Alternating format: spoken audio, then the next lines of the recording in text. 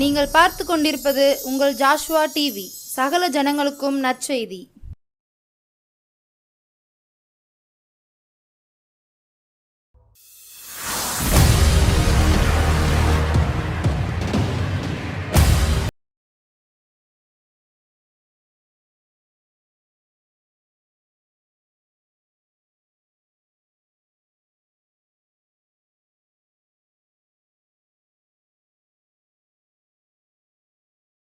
இயேசுவின் நாமத்தினாலே உங்கள் யாவரையும் இந்த சாயங்கால வேளையிலே வாழ்த்துகிறேன். ஜாஸ்வா டிவி மூலமாக நீங்கள் இந்த சாயங்கால வேளையில் இந்த இடத்துல கூடியிருந்து கர்த்தருடைய வார்த்தையை கேட்க டிவி முன்னால் அமர்ந்திருக்கிறபடியால் உங்கள் யாவரையும் கர்த்தர் ஆசீர்வதிப்பாராக. இந்த நாளிலும் கூட நேற்றைய தினம் நம் எல்லோருமே ஈஸ்டர் தினத்தை கொண்டாடினோம். ஆமென், ஹல்லேலூயா. இந்த ஈஸ்டர் தினத்தை கொண்டாடுவதன் நோக்கம் என்ன? கர்த்தர் ஒரு நாளிலே நமக்காக பாடுகளை பட்டு அவர் சிலுவையிலே ரத்தம் சிந்தி உயிர்த்தெழுந்ததான அந்த நாளை நினைவு கூறுகிறோம். ஆமென், ஹல்லேலூயா. இன்னைக்கு எத்தனை பேர் உள்ளத்தில் உயிர்த்தெழுந்த இயேசு வாசம் பண்ணுகிறார்? உங்களுடைய உள்ளங்களிலே அந்த உயிர்த்தெழுந்த இயேசு வாசம் பண்ணுகிறார். நான் யூடியூப்பில் ஒரு காரியத்தை பார்த்தேன். இந்த லெந்து கால காரியங்கள் சொல்லி நிறையா அறிவுரையான காரியங்களை போட்டாங்க. அதை பார்க்கும் பொழுது ஒரு சில சகோதரிமார் சேர்ந்து அந்த ப்ரோக்ராம் பண்ணுறாங்க. அப்போ என்ன சொல்கிறாங்கன்னா, இயேசு கிறிஸ்து இந்த 40 நாளும் பாடுபடுறாரு. இந்த 40 நாளும் பாடுபடுறது மாத்திரம் இல்லை, இந்த வெள்ளிக்கிழமை அவரை சிலுவையில் அறைய போகிறாங்க அப்படின்னு சொல்லி உட்கார்ந்து அழுகிறாங்க. இல்லை, என்றைக்கோ ஒரு நாள் நமக்காக நம்முடைய ஆண்டவர் பாடுகளை பட்டு எல்லாவற்றையும் சுமந்து தீர்த்து விட்டார். அந்த சகோதரி சொன்னது போல் அல்ல. இன்றைக்கும் நிறைய பேர் அப்படி தான் இருக்கிறோம். ஆண்டவர் என்றைக்கோ ஒரு நாள் மரித்து உயிரோடு எழுந்து விட்டார், இன்றைக்கு நமக்காக உயிரோடு கூட நம்மோடு கூட இருக்கிறார் என்ற எண்ணம் நிறைய பேருக்கு கிடையாது. இந்த நாட்களில் நாங்கள் மீன் சாப்பிட மாட்டோம், கறி சாப்பிட மாட்டோம், பூ வைக்க மாட்டோம் அப்படின்னு சொல்லி துக்கத்தோடு கூட இருப்பதற்கு அல்ல. லெந்து காலம் என்றாலே துளிர்விடும் காலம் என்று சொல்லி நமக்கு தெரிய வேண்டும். ஆனால் இன்னே லோரி பாரிக்காரா, உயிர்த்தெழுந்த இயேசுவை நாம் ஆராதிக்கிறபடியால் அவர் உயிரோடு கூட இருக்கிறார். அவர் அன்றைக்கே வாரத்தின் முதலாம் நாளிலே அந்த சீசர்களும் அவரோடு கூட இருந்தவர்களும் அவரை தேடி போகும் பொழுதே அவர் அங்கே இல்லை, அவர் சொன்னபடியே உயிர்த்தெழுந்தார். எடுத்து வாசிப்போம். லூக்கா 24 அதிகாரம் 6 வசனம். அவர் இங்கே இல்லை, அவர் உயிர்த்தெழுந்தார். ஆமென். அவர் இங்கே இல்லை, வைத்த கல்லறைக்குள்ளாய் ஆண்டவர் இல்லை, அவர் உயிர்த்தெழுந்தார். அநேக விதமாய் அவர் உயிர்த்தெழுதலை குறித்து பேசினார்கள். அவர் உயிரோடு கூட இருக்கிறார் என்பதற்கு நீங்களும் நானும் தான் சாட்சி. ஆமென், ஹல்லேலூயா. என்றைக்கோ மரித்து மண்ணோடு போக வேண்டிய நம்மை இந்த நாள் வரை உயிரோடு வைத்து எத்தனையோ வியாதிகள், எத்தனையோ பாவங்கள், எத்தனையோ நம்மால் விட முடியாத காரியங்கள், அக்கிரமங்கள், அநியாயங்கள் எல்லாவற்றிலும் மடிந்து போயிருந்த நம்மை உயிரோடு எழுப்ப, நம்மை உயிரோடு வைக்க அவர் உயிர்த்தெழுந்தார். ஹல்லேலூயா, ஹல்லேலூயா. இந்த உயிர்த்தெழுந்த இயேசு அவர் இங்கே இல்லை, அவர் உயிர்த்தெழுந்தார். எப்படி உயிர்த்தெழுந்தார்? சொன்னபடியே உயிர்த்தெழுந்தார். அவர் சொன்னார், இந்த பூமியிலே வாழும் பொழுது நான் மரிப்பேன், ஆனால் 3ஆம் நாளிலே நான் உயிரோடு கூட எழும்புவேன். அவர் எதற்காக இந்த பூமிக்கு வந்தார் தெரியுமா? பாவிகளை ரட்சிக்க. ஆமென். வியாதி உள்ளவர்களுக்கு தானே மருத்துவன் தேவை. வியாதி இல்லாதவர்கள் எதற்கு டாக்டரிடம் செல்கிறார்கள்? அதனால தான் நம்ம பாவத்தின் மிகுதியாக இருக்கும் பொழுது நம்மை தேடி இயேசு வருகிறார். அந்த உயிர்த்தெழுந்த இயேசு இன்றைக்கும் அநேகரை ரட்சிக்கிறவராய், அநேகரை தம்மண்டை சேர்க்கிறவராய், அநேகரை சுகமாக்குவராய் கடந்து வருகிறார். அப்படித்தான் அவரை பின்தொடர்ந்ததான ஒரு சகோதரியை குறித்து இந்த நாளில் நாம் பார்க்க போகிறோம். அவர் இங்கே இல்லை, அவர் சொன்னபடியே உயிர்த்தெழுந்தார். எந்த சூழ்நிலையில் சொல்லப்படுகிறது என்று சொல்லி நாம் ஒவ்வொன்றாய் பார்க்க போகிறோம். எடுத்து வாசிப்போம். மார்க் 16 அதிகாரம் 9 வசனம் 10 வசனம். வாரத்தின் முதலாம் நாள் அதிகாலையிலே இயேசு எழுந்திருந்த பின்பு மகதலேனா மரியாளுக்கு முதல் தரிசனமானார். அவளிடத்தில் இருந்து அவர் 7 பிசாசுகளை துரத்தி இருந்தார். அவள் புறப்பட்டு அவரோட கூட இருந்தவர்கள் துக்கப்பட்டு அழுது கொண்டிருக்கையில் அவர்களிடத்தில் போய் அந்த செய்தியை அறிவித்தாள். ஹல்லேலூயா. வாரத்தின் முதலாம் நாள் இயேசு உயிரோடு எழுந்தவுடனே முதல்ல ஒரு சகோதரிக்கு தரிசனமாகிறார். ஏன் தெரியுமா? அந்த சகோதரி எல்லா சூழ்நிலையிலும் அவரோடு கூட இருந்திருக்கிறார். எந்த ஒரு சூழ்நிலையில் கூட அவள் அவரோடு கூட இல்லாமல் இல்லவே இல்லை. ஏன் அப்படி இருந்தான்னா, அவகிட்ட 7 பிசாசு இருந்துதான். அமேன்.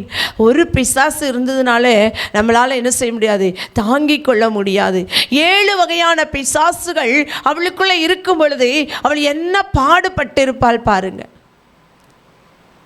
இந்த இயேசு எனக்கு இந்த 7 பிசாசுகளை துரத்தினார். என் வாழ்க்கையில் எத்தனை வியாதிகள் இருந்திருக்கும் தெரியுமா? பிசாசினால் வந்த வியாதிகள் எத்தனையோ அவளுக்குள்ளாக இருந்திருக்கும்.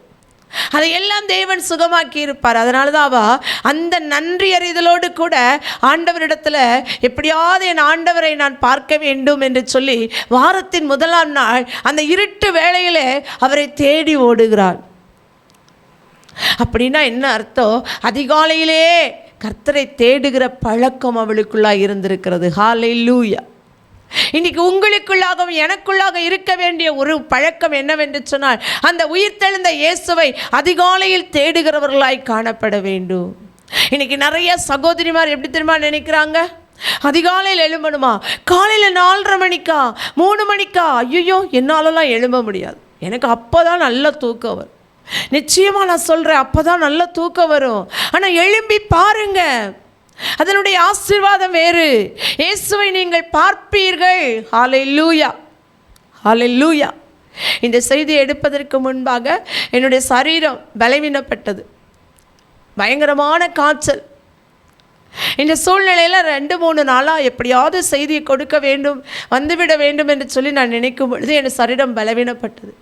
அப்போ தேவனிடத்தில் நான் கண்ணீரோடு கூட, ஆண்டவரே, நான் உங்கள் ஊழியத்தை தானே செய்ய வந்தேன், எனக்கு இவ்வளோ பலவீனம், பேச வேற முடியலையே, என்ன செய்வது என்று சொல்லி ஆண்டவருடைய சமூகத்தில் அழுது கொண்டே அப்படியே படுத்திருந்தேன். அப்போ ஆண்டவர் ஏம்மா அப்படின்னு கூப்பிட்டாங்க. தடவை கூப்பிட்ட உடனே நான் நினச்சேன், என் கணவர் என்னை கூப்பிட்றாங்கன்னு சொல்லி எழுந்து போய், என்ன கூப்பிட்டீங்களா அப்படின்னு கேட்டேன். இல்லை, நான் உன்னை கூப்பிடவே இல்லைம்மா அப்படின்ட்டாங்க.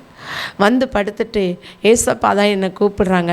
ஒரு சின்ன சாமுவேலை கூப்பிட்ட போது அவன் 7 இடத்துல போய் என்னை கூப்பிட்டீங்களான்னு கேட்டது போல் நான் கேட்டேன்னு சொல்லி உணர்த்தினார் எனக்கு ஆண்டவர். நான் அப்படியே படுத்திருந்த, ஆண்டவர் என்னை கூப்பிட்டீங்க, என்னால் எழும்பக்கூட முடியலையே, எவ்வளவு பலவீனமாக இருக்கிறது என்று சொல்லி நான் அப்படியே படுத்திருந்த போது என் அருகில் என் இயேசு வந்தா, அம்மா என்று சொல்லி அழைத்து என் தலையை தடவி கொடுத்து, எனக்கு அப்பொழுதே அந்த நிமிஷத்தில் எனக்கு காய்ச்சல் மாறிற்று. ஹல்லேலூயா. கர்த்தர் ஒரு விடுதலையை கொடுத்தார். எனக்கு ஒரு பயம் நீங்கிற்று. இனி பேச முடியாதோ, தொண்டை இவ்வளவாய் வலி எடுக்கிறதே, இனி பேசவே முடியாதா, இவ்வளவுதான் என் பேச்சா என்று சொல்லி நான் கலங்கின போது என் இயேசு என் அருகில் எனக்கு சுகம் கொடுத்தார். அதே போலதான் இந்த மகதலேனா மரியாளுடைய வாழ்க்கையில் முடிவுதான் இனி என்று சொல்ல வேளையில் அவருடைய வாழ்க்கையில் அந்த 7 பிசாசுகளை துரத்தினார். நீங்கள் அதிகாலையில் தேவனை தேடுவீர்கள், ஆனால் தேவன் உங்களை தேடி வருவார். ஆண்டவரை ஏற்றுக்கொண்ட நாள் முதல் இந்த நாள் வரை எப்படியாவது அந்த 12 மணியிலிருந்து விடியற்காலம் 6 மணிக்குள்ளாய் என் தேவனை தேடுகிற பழக்கம், எவ்வளவு பலவீனம் இருந்தாலும் சரி 10 நிமிடமாவது எழுந்து உட்கார என் கர்த்தர் எனக்கு பலன் தருவார். அதிகாலையில் நாம் தேடும் பொழுது நம் தேவன் நம்மை தேடி வருவார். அதனால தான் வாரத்தின் முதலாம் நாளில் என் இயேசுவை நான் தேடுவேன், என் இயேசுவை நான் பார்க்க போகிறேன் என்று சொல்லி அந்த மகதலேனா மரியாள் ஒரு சில சகோதரிகளோடு கூட அந்த கல்லறை நன்றை கடந்து வந்தாள். என் வாழ்க்கையில் எவ்வளவு அற்புதம் செய்தார். அடுத்து வாசிப்போம். லூக்கா 8ஆம் அதிகாரம் 2-3ஆம் வசனம். அவர் பொல்லாத ஆவிகளையும் வியாதிகளையும் நீக்கி குணமாக்கின சில ஸ்திரீகளும் 7 பிசாசுகள் நீங்கின மகதலேனால் எண்ணப்பட்ட மரியாளும் ஏரோதின் காரியக்காரனான கூசாவின் மனைவியாகிய யோவன்னாலும் சூசன்னாலும் தங்கள் ஆஸ்திகளால் அவருக்கு ஊழியம் செய்து கொண்டு வந்த மற்ற அநேகம் ஸ்திரீகளும் அவருடனே இருந்தார்கள். ஆமென், ஹல்லேலூயா. இந்த மகதலேனா மரியாள் சுகம் பெற்றவுடன் இயேசுவை விட்டுட்டு ஓடலை. அவள் என்ன செஞ்சாளா? தங்களுடைய ஆஸ்திகளால் இவங்களோட சேர்ந்து நிறைய சகோதரிமார் சேர்ந்து ஆஸ்திகளால் ஊழியம் செய்தார்களாம். ஆண்டவருக்கு வேண்டிய அளவு பொருட்களை கொடுத்து அந்த ஊழியத்தை தாங்கினார்கள். ஆமென், ஹல்லேலூயா. எப்பேற்பட்ட சகோதரிகள் பாருங்க. இன்னைக்கு எத்தனையோ பேர் சுகம் பெறுவாங்க. என் வாழ்க்கையில் ஒன்று நான் மறக்கவே முடியாது. ஒரு குடும்பத்துக்காக இரவில் நாங்கள் குடும்பமாய் பிரயாசப்பட்டோம்.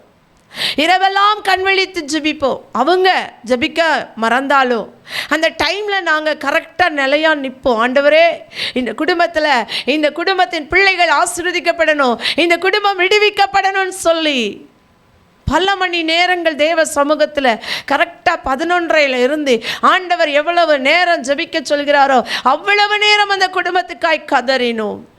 நாங்கள் மாத்திரமல்ல, அந்த குடும்பத்தின் சூழ்நிலையை பார்த்து கேட்டு எங்கள் அப்பா அம்மாவும் திறப்பில் நின்றார்கள்.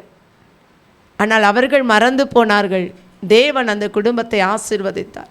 நான் இன்றைக்கு கூட நினைத்தேன், புகழின் உச்சாணியில் இருக்கிறார்களே, இதற்கு காரணம் இயேசு அல்லவா?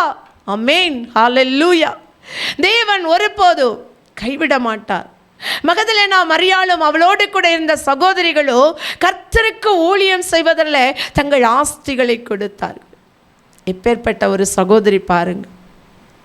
அதோடு மாத்திரம் இல்லை, அவர்கள் ஆண்டவரோடு கூட இருந்தார்களாம். எல்லா சூழ்நிலையிலும் ஆண்டவரோடு கூட இருந்திருக்கிறாங்க. ஆண்டவர் மாத்திரம்தான், எல்லாமே ஆண்டவர் தான் எங்களுக்கு. சிலுவையில் ஆண்டவர் அறைந்த பொழுது கூட இந்த மகதலேனா மரியாள் கூடவே தான் இருந்திருக்கிறார். விட்டுட்டு போகல ஆண்டவரை. என் ஆண்டவரை அறைகிறார்களே சிலுவையில், என் ஆண்டவரை பலியாய் கொடுக்கிறார்களே என்று சொல்லி கதறின ஒரு சகோதரி இந்த சகோதரி. இந்த மகதலேனா மரியாள் மிகவும் ஆண்டவர் மேல் அன்பு வைத்தவள். அதனால தான் ஆண்டவர் அவளுக்கு முதலாய் தரிசனமானார். அடுத்ததாக வாசிப்போம். அது யோவான் 19ஆம் அதிகாரம் 11 16 வரையும். அதில் நீங்கள் 15 16 வாசிங்க. ஹல்லேலூயா. உரமலாரி கரவா. கர்த்தருடைய ஆவியானவர் எல்லாவற்றிலும் அவளை நேர்த்தியாய் நடத்தினார். அவள் ஊழியத்திலும் அவரோடு கூட இருப்பதிலும் அவள் உண்மையாக இருந்தாள். அதனால தான் ஆண்டவர் அவளுக்கு முதல் தரிசனமானார். எடுத்துட்டீங்களா? இயேசு அவர்களை பார்த்து, ஸ்திரியே, ஏன் அழுகிறாய்? யாரை தேடுகிறாய் என்றார்.